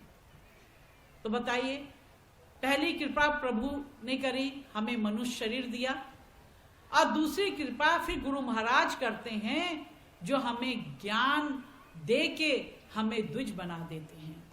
हमारा दूसरा जन्म तब होता है जब हमें ज्ञान की प्राप्ति होती है, और जब ज्ञान की प्राप्ति करते हैं, भजन करते हैं, सुमिरन करते हैं, तब हमें जो है वो परम पद की प्राप्ति, वो मोक्ष की जो है प्राप्ति होती है। अब कोई व्यक्ति, संसारी जीव चाहे कि मैं तो बहुत बड़ा धन्ना सेठ हूं, या मैं बहुत बड़ा इस देश का मंत्री हूं, या मैं एमपी हूं, या एमएलए हूं, या मैं कुछ भी हूं, मेरे पास तो ये बहुत बड़ी चीज है, या मेरे 4 पुत्र हो गए तो बहुत बड़ी चीज हो गई मेरे पास, और इसके बाद जो है मुझे मोक्ष की प्राप्ति हो जाएगी, तो ये कभी नहीं हो सकता। चाहे 4 क्या 8 पुत्र हो जाए, चाहे मिनिस्टर से क्या chief minister, prime minister, president हो जाएं, चाहे आप कितने से बड़े बड़े, सबसे बड़े आप उद्योगपति में आपका नाम हो जाए, सबसे धनवान व्यक्तियों में भी आपका नाम हो जाए, फिर भी जो है आप इस मोक्ष की प्राप्ति नहीं कर सकते। क्योंकि मोक्ष की प्राप्ति करने के लिए तो आपको ज्ञान रूपी टिकट लेना ही पड़ेगा। जैसे आप लोग बिंदु खत्ता में पहुंचे हैं, तो आप लोग बसों से आए होंगे, कोई ट्रेन से यहाँ पे पहुंचा, और जब हम कोई और दूर जगह जाते हैं तो जहाजों से जाते हैं। तो आप क्या करते हो? आप ऐसे ही बैठ जाते बिना ट्रेन में टिकट लिए हुए, या बिना बस का टिकट लोगे और बैठ जाओगे, या हवाई जहाज का टिकट नहीं लोगे और कहोगे कि हम चले जाएंगे हवाई जहाज में। नहीं, पहले आप टिकट लेते हैं और तब कंडक्टर आपको बस में बैठाता है, आपका टीटी जो है ट्रेन में बैठाता है, और आपकी एयर होस्टेस जब आपका बोर्डिंग पास देखती है तब आप जो है प्लेन में बैठ सकते हैं। तो हम अपने जीवन की छोटी सी यात्रा कर रहे हैं। आप नैनीताल से आए होंगे, आप पिथौरागढ़ से आए होंगे, आप लोहा घाट से आए होंगे, आप हल्द्वानी से आए होंगे, आप बरेली से आए होंगे, दिल्ली से आए होंगे। एक छोटी सी यात्रा, कुछ 100 किलोमीटर की आपने यात्रा करी। किसी की 50 किलोमीटर होगी, किसी की 100 होगी, किसी की 150 होगी, किसी की 250 किलोमीटर होगी। एक छोटी सी किलोमीटर की यात्रा करने के लिए तो आपने टिकट लिया, तब आप बैठे। तो आप क्या सोचते हैं कि हमने जो अपनी अंतिम यात्रा करनी है, अंतिम पड़ाव तक पहुंचना है, उस परम धाम में पहुंचना है, तो बिना टिकट के चले जाओगे? कभी नहीं जा सकते। उस अंतिम यात्रा करने के लिए भी, वहां पहुंचने के लिए भी आपको ज्ञान रूपी टिकट लेना पड़ेगा। वहां भी यमदूत आपका टिकट चेकर बनके बैठा हुआ है। जब वहां जाओगे, हर व्यक्ति ने जाना है वहां, चाहे वो धन्ना सेठ हो, चाहे वो एक गरीब व्यक्ति हो, चाहे वो ब्राह्मण हो, चाहे वो एक दलित हो, चाहे किसी के 4 पुत्र हो, चाहे किसी का 1 पुत्र हो, हर किसी ने वहां पे जाना है। जब वहां जाओगे तो यमदूत भी आपका टिकट देखेगा। ज्ञान रूपी टिकट है तो एंट्री मिल जाएगी, अंदर चले जाओगे। और ज्ञान रूपी टिकट नहीं है तो फिर जैसे जीवन भर कर्म किया है, क्योंकि जैसे कर्म करते हैं वैसे जो है अगली आपको योनि प्राप्त होती है। तो फिर जो है आपका लेखा जोखा देखा जाएगा, क्या कर्म किया आपने सारे जीवन भर, उसी कर्मों के अनुसार फिर योनि मिलेगी। किसी को बैल की योनि, किसी को गाय की योनि, किसी को पक्षी की योनि, किसी को पशु की योनि, किसी को कीट पतंगों की योनि। इतनी योनियां हैं कि इतनी योनियों को तो आपने देखा भी नहीं होगा कि इतनी योनियां कितनी हैं। ये योनियां, उस योनियों में जाना पड़ेगा। और फिर जो है वही योनियों के चक्कर काटते काटते काटते काटते फिर बरसों लग जाएंगे, और फिर तब फिर मनुष्य योनि प्राप्त होगी। फिर मनुष्य योनि करके भी फिर ज्ञान नहीं मिला तो फिर वही उसी चक्र में पिसते रहोगे, उसी में घूमते रहोगे घूमते रहोगे, लेकिन जो है मुक्ति प्राप्त नहीं होगी, मोक्ष प्राप्त नहीं होगा। और जो संसार में आके गुरु महाराज जी के सच्चे ज्ञान को प्राप्त करके उनकी सेवा करता है, उनकी पूजा अर्चना करता है, भजन सुमिरन करता है, तो ज्ञान रूपी टिकट देख के यमदूत सीधे देखेगा तो ज्ञानी है, इसने जीवन भर जो है गुरु महाराज की सेवा करी, अच्छे कर्म किए, किसी को धोखा नहीं दिया, किसी की चोरी नहीं करी, किसी के साथ भ्रष्टाचार नहीं किया तो सीधे आपकी एंट्री सीधे परम धाम में पहुंच जाएगी। फिर जो है बार बार 84 लाख योनि में नहीं भटकना पड़ेगा, बार बार जठराग्नि में नहीं तपना पड़ेगा, बार बार जन्म के दुख को, बार बार मृत्यु के दुख को नहीं सहना पड़ेगा। इसलिए आइए हम लोग देर नहीं करें। जिन्होंने तो ज्ञान को प्राप्त कर लिया है वो तो खूब भजन सुमिरन और सेवा करें, और जिन्होंने अभी तक नहीं प्राप्त किया है वो अपनी उम्र को वृथा मत गंवाएं। और आपके आश्रम है, आपके आसपास जो भी आश्रम है वहां जाए, साधु संतों का संग करें, सत्संग को सुने, और सत्संग के सुनने के बाद उस ज्ञान को प्राप्त करके हम भी उस ज्ञान रूपी टिकट को प्राप्त करके अपने जीवन को धन्य बनाएं। देखो प्रभु परमात्मा ने हमारे ऊपर बहुत बड़ी कृपा करी है। जीवन में कभी सुख दुख तो ये जीवन में आता ही रहता है, इन्हें हमें सुख दुख से, दुखों से भी हमें घबराना नहीं चाहिए, क्योंकि भगवान ने जब हमें इतनी अच्छी चीज दी है तो कभी, क्योंकि ज्यादा मीठा मीठा खाने से डायबिटीज हो जाती है, फिर आपका जो है नमकीन चीज खाने का भी मन करता है। तो इसी तरह से सुख दुख तो जीवन में चलते ही रहते हैं, लेकिन उनसे हमें कभी भी भयभीत नहीं होना चाहिए। मुझे एक छोटा सा एक दृष्टांत याद आ रहा है। आपने हकीम लुकमान का नाम सुना होगा। हकीम लुकमान की जो है बादशाह के साथ बड़ी दोस्ती थी, क्योंकि बादशाह उनकी अच्छी बातों से बड़े प्रभावित होते थे और उनसे बड़े खुश रहते थे। तो जब अच्छी दोस्ती थी तो जो भी बादशाह के पास नायाब चीजें आती थी पूरे देशों से, जैसे सीजन होता था वो सीजन में वो चीजें आती थी। आम का सीजन हो रहा आम आ रहा, सेब का सीजन हो रहा सेब आ रहा, कोई अच्छी मिठाइयां बना के भेज रहा है। तो बादशाह जो है हकीम लुकमान को हमेशा बुलाता था और उनके साथ वो उन चीजों को शेयर करके खाते थे। एक दिन किसी ने जब खरबूजे का मौसम आया तो बादशाह के पास खरबूजों का एक टोकरा भेज दिया। बादशाह ने फौरन हकीम लुकमान को बुलाया कि देखो हकीम लुकमान, बहुत सुंदर जो है किसी ने खरबूजे भेजे, यहाँ आओ। हकीम लुकमान आया तो बादशाह ने बड़े प्यार से खरबूजे को काटा और एक फांक हकीम लुकमान को दे दी खाने को। हकीम लुकमान ने वो खा लिया, फिर दूसरी फांक भी दे दी, ऐसे करके 3-4 फांक हकीम लुकमान को देते रहे। हकीम लुकमान खाता रहा।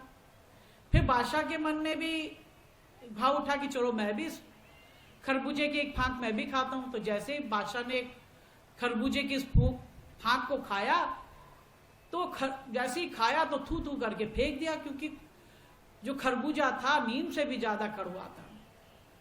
तो बादशाह कहता है कि लुकमान, ये तो खरबूजा है ये तो नीम से भी ज्यादा कड़वा है, और मैं तुम्हें जो है इतनी फांक तुम्हें देता रहा और तुम इतने कड़वे खीरे जो खरबूजा था इसको खाते रहे, तुमने ये भी नहीं बताया कि इतना कड़वा खीरा ये खरबूजा है। तो हकीम लुकमान कहते हैं कि बादशाह, आपने जीवन भर मुझे इतनी नायाब चीजें खिलाई, इतनी मीठी मीठी चीजें खिलाई हैं कि आपके हाथों का दिया हुआ ये कड़वा जो खरबूजा था वो भी मेरे लिए जो है आम से ज्यादा मीठा हो गया। आपने जो हमेशा मेरे पे इतनी जो है कृपा करी है, तो क्या अगर आपके द्वारा कभी मुझे कड़वा खरबूजा भी खाने को मिलेगा तो क्या मैं उसको नहीं खा सकता? तब जो है बादशाह उसकी बातों से, हकीम लुकमान की बातों से बड़े प्रभावित हुए कि देखो इतना खरबूजा कड़वा था लेकिन इसने मेरे हाथ के दी हुई चीज की तौहीन नहीं करी, ना खा के, लेकिन उसको खाता रहा। तो यही ठीक स्थिति हम भी अपने जीवन में कर सकते हैं। प्रभु परमात्मा ने हमें कितनी 2 सुंदर आंखें दी, कितने सुंदर कान दिए सुनने के लिए, कितने सुंदर मुंह दी, वाणी दी, हम जो ईश्वर के गुणगान को गाए, कितने सुंदर हाथ दिए जो दान करे, कितने सुंदर पांव दिए जो अच्छी जगह की तरफ उठे हमेशा के लिए। इतना सब कुछ देने के बाद, इतना सुंदर तन देने के बाद भी अगर कभी हमारे जीवन में कुछ विपत्ति आती हैं, कुछ परेशानी आती, कुछ समस्याएं आती हैं, तो उन समस्याओं को भी हमें ईश्वर का के द्वारा हमें प्रदान दी गई हैं, उसको भी हमें सहते सहते उन विपत्तियों की, उन समस्याओं को हमें उनका सामना करना चाहिए। और जब हम विपत्तियों का जब सामना करते हैं तो विपत्तियां स्वतः ही हमारे जीवन से दूर हो जाती हैं। और अगर हम जीवन भर उन दुखों का ही दुखड़ा रोते रहें तो हमारा वर्तमान तो बेकार जाएगा ही जाएगा, भविष्य भी बेकार हो जाता है। इसलिए हमेशा इन विपत्तियों का, इन समस्याओं का हम डटकर मुकाबला करें, बल्कि इनसे हम लोग दुखी ना हो। और अगर हम इनका डटकर मुकाबला करते हैं तो जीवन से समस्याएं हमेशा चली जाती हैं। क्योंकि देखो, सूरज निकलता है, फिर उसके बाद रात्रि होती, लेकिन रात्रि हमेशा के लिए नहीं होती है। कुछ समय के लिए रात्रि होती, फिर सुबह होती, फिर सूरज निकलता है, फिर संसार में जो है उजियारा ही उजियारा हो जाता है। तो ये तो सब चीजें ये चल रही है साथ में। इसीलिए इस समस्याओं को चलते हुए, देखते हुए हम भी अपने जीवन में जो है नित्य अच्छे काम करें। हम देखते हैं आज धन की कमी कुछ होती है तो लोग फौरन गलत रास्ता इख्तियार कर लेते हैं। कोई चोरी के रास्ते में चला जाएगा, कोई डकैती के रास्ते में चला जाएगा, कुछ गलत लोगों के शिकंजे में पड़ जाते हैं, गलत काम करते हैं, लोगों को धोखा देते हैं, वो कर लेते हैं। लेकिन वो यही नहीं कहते कि इस प्रभु परमात्मा ने कितने सुंदर हमारे हाथ दिए, कितने सुंदर पांव दिए। हम कर्म करके द्वारा हम अपने जीवन में कर्म करेंगे तो हम पुनः अपने जीवन में उन अपने बीते दिनों को हम फिर वापस ला सकते हैं।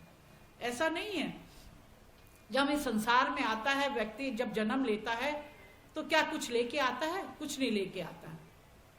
मुट्ठी बांधा आया जगत में, हाथ पसारे जाना। हर व्यक्ति ने ऐसे ही आना है और ऐसे ही चले जाना है। हम अपने साथ कुछ धन लेके नहीं जाते और ना कुछ धन लेके हम जा सकते। कितना भी बटोरोगे, कितना भी संग्रह करोगे, आप राजस्थान चले जाइए, एक से बड़े बड़े महल वहां आपको देखने को मिलेंगे, लेकिन आज उन महलों में रहने वाला कोई नहीं है।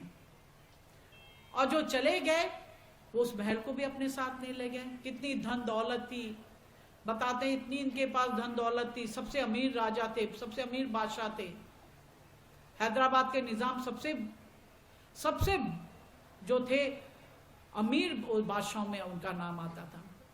लेकिन आज जो चले गए तो उनका महल भी वहीं पे है, उस महल को नहीं ले गए, उस धन दौलत को नहीं ले गए।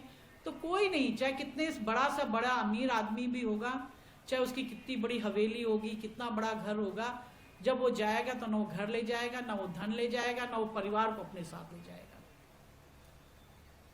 लेकिन जो है, जो ज्ञानी जीव होगा वो अपने साथ जो है वो नाम की कमाई, वो ज्ञान की कमाई, वो भजन की कमाई, वो सुमरन की कमाई वो अपने साथ लेके जाएगा। और यही कमाई हमारे आगे काम आएगी। ये धन दौलत, ये परिवार, ये पद, ये यश, ये जो है ये कुछ काम आगे नहीं आने वाला। केवल हमारी नाम की कमाई, ज्ञान की कमाई हमारे आगे आएगी। इसलिए प्रेमी सज्जनों, हम उस कमाई को संग्रह करें जो कमाई हमारे साथ आगे जाने वाली है। ये कमाई जिसने संसार में ही रह जाना है, इस कमाई का संग्रह करके दूसरों को दुख पहुंचा के, दूसरे के साथ भ्रष्टाचार करके, दूसरों को जो है पीठ में छुरा घोंप के हमें वो कमाई हमारे साथ नहीं जाने वाली। तो आइए हम उस नाम की कमाई को संग्रह करें, उस ज्ञान की कमाई को संग्रह करें जो हमारे साथ जाएगी, और हमेशा अपने गुरु महाराज जी की आज्ञा में रहें। ये सबसे पहला कर्तव्य होता है एक ज्ञानी जीव का। जिस गुरु महाराज जी ने हमें ज्ञान प्रदान किया है, अंतिम श्वासों तक हमें उस गुरु महाराज जी के शरण में रहना है, उनकी आज्ञा में रहना, उनकी आज्ञा रूपी किले के अंदर रहना है। जो जीव अपने गुरु महाराज की आज्ञा रूपी किले के अंदर रहता है, उस जीव के जीवन में कभी कोई संघर्ष नहीं आता। और जो जीव जो है गुरु महाराज की आज्ञा की अवहेलना करता है, उनकी आज्ञा में नहीं रहता, तो जीवन भर त्रिशंकु की तरह जो है लटकता रहता, उसकी कभी मुक्ति नहीं होती, उसको कभी मोक्ष नहीं मिलता।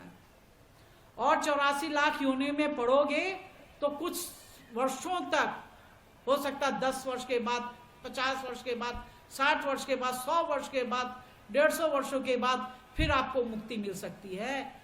लेकिन जो गुरु महाराज जी की अवज्ञा करता है, उनकी आज्ञा में नहीं रहता, वो पूरे जीवन, पूरी सदी चली जाएगी, युग बदल जाएंगे, लेकिन उसको मुक्ति नहीं मिलती, वो त्रिशंकु के समान ही लटका रहता है। तो आइए हम अपने जीवन में ऐसा कर्म ना करें कि युगों युगों तक जो है हम जो है त्रिशंकु की तरह ही लटकते रहें। तो जो है गुरु महाराज जी का दिए हुए ज्ञान का खूब भजन करें, सुमिरन करें, उनकी आज्ञा में रहें, सेवा करें, गुरु दरबार की सेवा करें। अब गुरु महाराज जी जिस रास्ते पे, जिस पथ पे चलने की हमको प्रेरणा देते हैं, हमें उसी पथ पे हमेशा चलना है, उस पथ से हमें कभी भी भटकना नहीं है। देखो हरिद्वार से आपके यहाँ शुद्ध आयुर्वेदिक दवाइयाँ आई हैं, वो साहित्य आया है जो गुरु महाराज जी बाहर जाके देश विदेशों में जाके जो सत्संग करते हैं, वो सब जो है जो ज्ञानी जीव है वो नहीं जा पाता। तो आप लोगों को तो वहाँ का पता नहीं चलता कि वहाँ गुरु महाराज जी ने क्या अच्छी बातें कही, क्या सत्संग सुनाया। तो वो सब किताबों के द्वारा, साहित्य के द्वारा हम उसको अपने घर में पढ़ सकते हैं।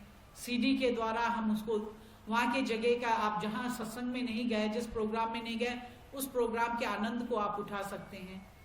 और जो है यहाँ तो देखो पहाड़ों में बहुत समस्या है डॉक्टर्स की, कोई डॉक्टर्स पहाड़ में जाना ही नहीं चाहता है। गवर्नमेंट हॉस्पिटल तो बना देगी, लेकिन अगर उसमें हॉस्पिटल में जब डॉक्टर्स ही नहीं होगा, कंपाउंडर ही नहीं होगा, मशीनें ही नहीं होगी, तो वह हॉस्पिटल केवल एक ढांचा बनाने से कुछ नहीं होने वाला। हॉस्पिटल बनने से लोगों का इलाज नहीं होता। जब हॉस्पिटल बनेगा उसमें डॉक्टर्स होंगी, उसमें नर्स होंगी, उसमें कंपाउंडर्स होंगे, उसमें एएनएम होगी, तब लोगों का इलाज होता है। तो यहाँ तो डॉक्टर्स की पहाड़ों में तो बेहद कमी हो रखी है, कोई जाना ही नहीं चाहता। हर डॉक्टर जो है मैदानी क्षेत्र में रहना चाहता है। तो आप लोग तो पहाड़ी इलाकों से आए, तो हरिद्वार में जो शुद्ध आयुर्वेदिक दवाई बनती हैं, शुद्ध गंगा जल से निर्मित जो दवाइयाँ बनती हैं, वो सब दवाइयाँ अपने साथ जो है प्रसाद के रूप में ले जाएं। क्योंकि हर 450 से ज़्यादा जो है हरिद्वार में दवाइयाँ बनती हैं। प्रेमनगर आश्रम में हर मर्ज की दवा बनती है, और आयुर्वेदिक ऐसी दवाई होती है जो जड़ से आपकी रोग को मिटाती है। एलोपैथिक दवाई कुछ समय के लिए आपके दर्द को तो खत्म कर देगी, लेकिन जड़ से नहीं मिटाएगी, फिर वो रोग पुनः कुछ समय बाद फिर हो जाता है। तो शुद्ध आयुर्वेदिक दवाइयाँ हैं, हर रोग की दवाइयाँ उसको ले जाएं, साहित्य को ले जाएं, और जो है खूब भाई जी महात्मा जी लोगों का सहयोग करें। अभी जगह जगह और भी प्रोग्राम है, जहाँ जहाँ आप लोगों को नज़दीक पहुँच लगेगा वहाँ पे आप लोग पहुँचेगा और सत्संग के द्वारा अपने जीवन को धन्य करेगा। सबको मेरा दुआ आशीर्वाद। हरिओम।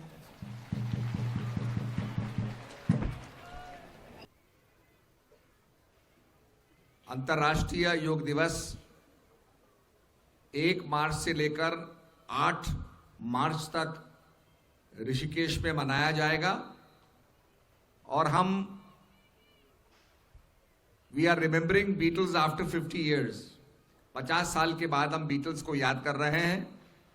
ये लिवरपूल इंग्लैंड के बहुत बड़े संगीत वादक हुए हैं, जिन्होंने कई गानों की रचना की है। शांति की तलाश में योग को सीखने के लिए वो ऋषिकेश 1968 में वो आए थे। 2018 में 50 साल हो जाते हैं। तो 5, 6 और 7 मार्च में ये बीटल फेस्टिवल मनाया जाएगा। आप सब लोग उसमें आने के लिए आमंत्रित हैं। 5, 6, 7 मार्च को ऋषिकेश में गंगा रिजॉर्ट के समीप। धन्यवाद।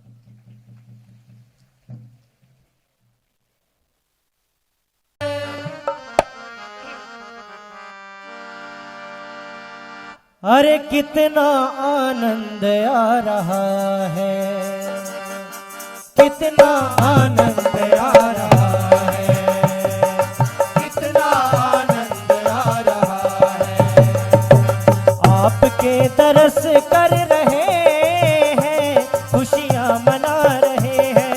ओ कितना आनंद आ रहा है, कितना आनंद आ रहा है। आपके तरस कर रहे हैं, खुशियां मना रहे हैं। ओ कितना आनंद आ रहा है, कितना आनंद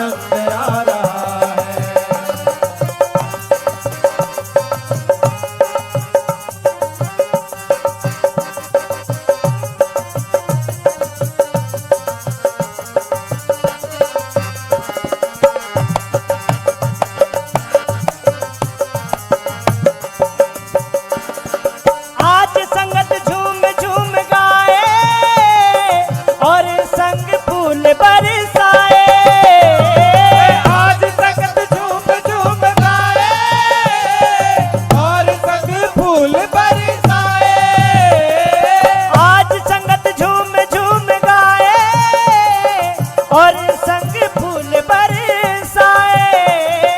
आज संगत झूम झूम गाए और संग फूल बरसाए। खुशियाँ मना रहे हैं, तुझको रिझा रहे हैं, खुशियाँ मना रहे हैं। हो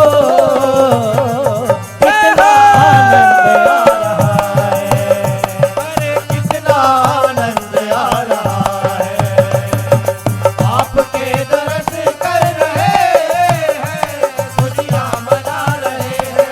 हो कितना आनंद आ रहा है। अरे कितना आनंद आ रहा है।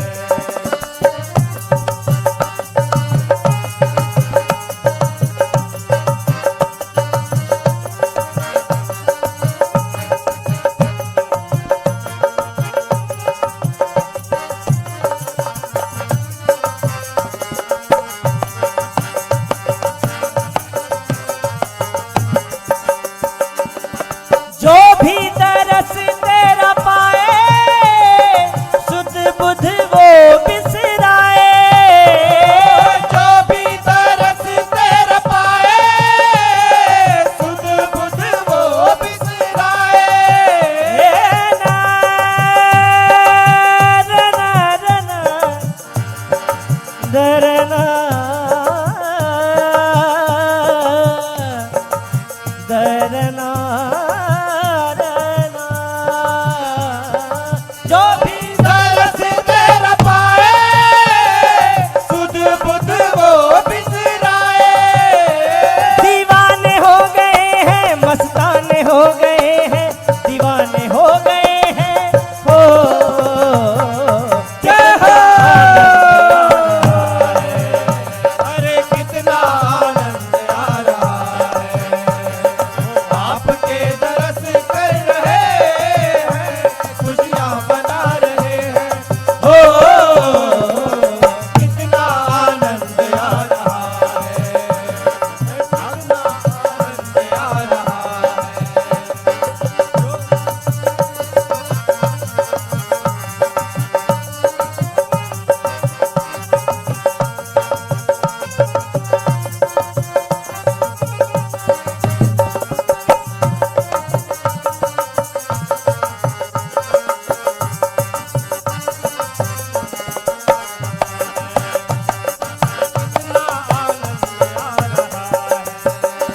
हे सोना सोना मुखड़ा नूरानी, बैठे हैं सतगुरु स्वामी। बड़ा बड़ा मुखड़ा नूरानी, बैठे हैं सतगुरु स्वामी। हे सोना सोना मुखड़ा नूरानी, बैठे हैं सतगुरु स्वामी। बड़ा बड़ा मुखड़ा नूरानी, बैठे हैं सतगुरु स्वामी। रहमत लुटा रहे हैं, सबको लुभा रहे हैं, रहमत लुटा